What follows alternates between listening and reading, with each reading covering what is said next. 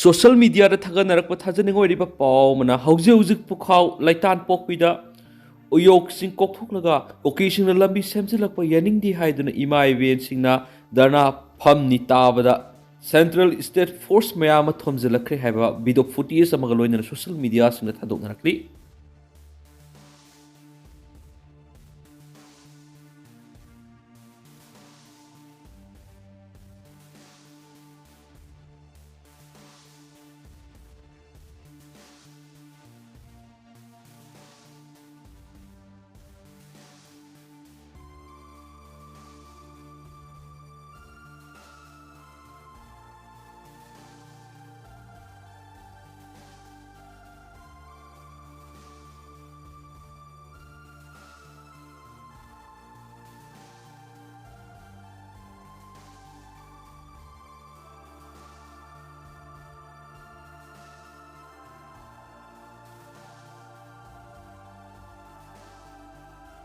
Foreign gi ban ama oiriba blue Imphal airport thunglakre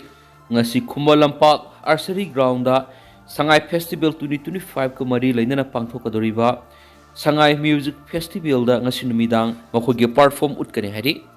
nungaiba phongbagi kapada ama sire Uttar Pradesh ki Bulgu Shahar district lohongbagi thoram amagi manungda harauti ama phongdoktuna nungmai kapada miyoy ama sikri haina police na phongdokre Police officer lamana phongdokpagi matungina thawdodu ngarang numidang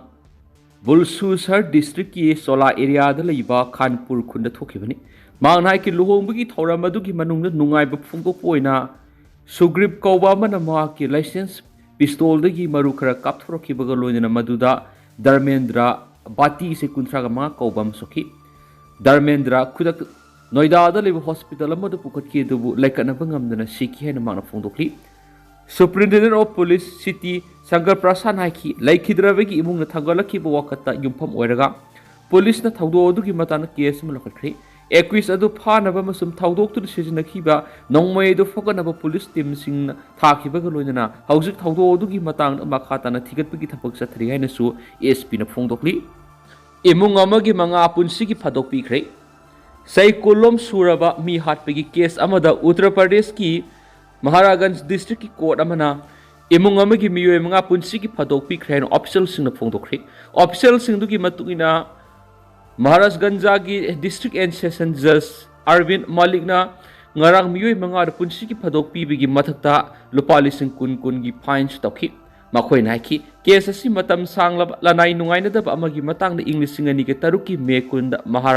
Maharashganj district ki Kharja kunda Omkarnath Pandey kawa miyema phuduna hatkibaga mari lainanani ko na punsigi phadok pikhraба sing adugi maming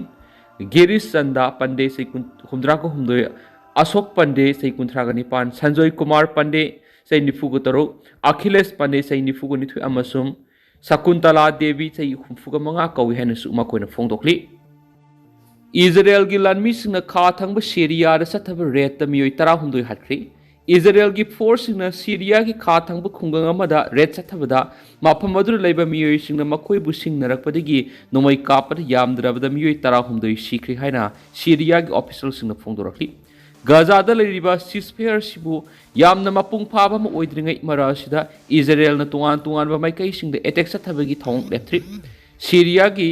foreign ministry gi na phongdokpagi matung ine attack adu yamna tamthi mi hani Sikhiba miyoi 16 gi manungda anga amasum nupi yauri hari laiba adugi state news agency oriba sana gi report amada Israel gi lanmi sing aduna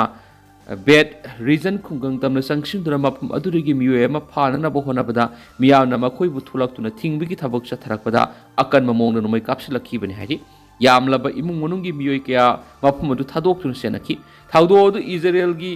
maram sing de attack tawbada senaba ama Islamic group ki singnaba sing bad jing khungang do operate tawduna lairi have intelligence ki report ama phangbadagi red adu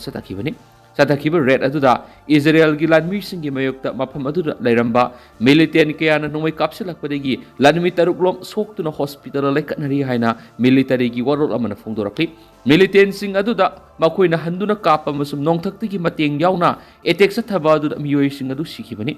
operation adu lusilakpada makoina singnaba miyoi kya ma phaba ngamkhi duga militant kya ma su sikhi haina thamlakli Senja Thumja Tauba ASP transfer Tawiu. Sandal Naga People's Organization CNPO na Governor Jay Kumar Bala da Areiba Chirol Pishinduna, Sandal District Police ki Superintendent of Police ASP Dharmendra Kumar si Senja Thumja Madi Administrative ki Weva Thabak Thoram Singda Aranbi Kya Taude Haiduna, Makpu Atuba Matamda, Transfer Tawiu Haina Takshinkri, Sirol Duda, CNPO na ASP Dharmendra Kumar si Masagi Oizaba Thibada, Police Force ki institutional integrity bu marai saithan mangamba mis amani masida natana ma extortion lalon itik tawba miyoi singda law ni yadaba mong tax lawba public safety yengdana thabak tawbana singmara su chawna marali maramadun ASP Dharmendra Kumar si United Naga Council UNC na boycott tawkiba lekre maakpo athuba matamda mafam asidagi transfer tawbiyu hairi RSS na India si Hindu singi leba angni phongdo khibadu NSF na yaning da phongdo khri handa Uttar Pradesh ki Lucknow da pangthukpa thoram da Rashtriya Swamsevak Sangha RSS ki sip Mohan Bhagawan India Hindu singi leba ang hena phongdo ki buwa pamatu Naga Student Federation NSF na akan mamong yaning da phongdo khri NSF na ngarang thadora ki basiro lamana hairi badi RSS ki sip na phongdo ki buwa pamasi unconstitutional oi Myanmar India bu Hindu singi leba ni hena phongdokpa amasum uhonna bu hona ba sina ningkha tamba India hairi beleba se CM ki democratic amasum secular principles sing khongau na badana tana tungda khudong sa thab kya thualak pai hai India ki top secular identity asi constitution mayek sing na idunu yauri masi bu leba asida leba majority oiba miyam gi ideology da yumpham oiduna semdok sadokna banatragana miyam da lan uhana bokhona bi yar haidi NSF na makha taraduna India gi sovereign socialist secular amadi democratic framework na citizen khudimak ta lining laison cultural background natragana tuan ba community ki thajaba sing yumpham oiduna mipum khudimang na sabmana ba right amadi protection phangana na ba panam thamki bane masida leba asi asobo organization ama oriba RSS ki sipna asigumbu wapum phongdo ki bhaibisi majority sing gi ba apamba nampu da phangana na ba madi minority group singbu makhata na namthana ba hona bani leba asida minority singbu tathi tawina tawiba amasum target tawduna violence ki thabak thong sing sa thabigi sang hengalak libasi nungnang ba pui hairinisu paw sida makhata na pali loisilak poina tendak pa paw muna Vladimir Putin sahigi mifam gi damak Delhi da thunglaragani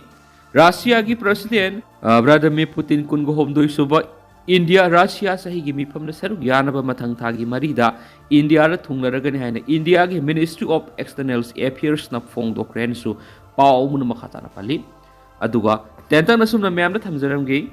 haujikoi na di myam paw su mata sa lusin jarage ama su makhata ba anoba update myam pu na ngai minase na channel sigi maike digi myang pham na makhata na thamjari makhata ba anoba update myam pu na ngai minase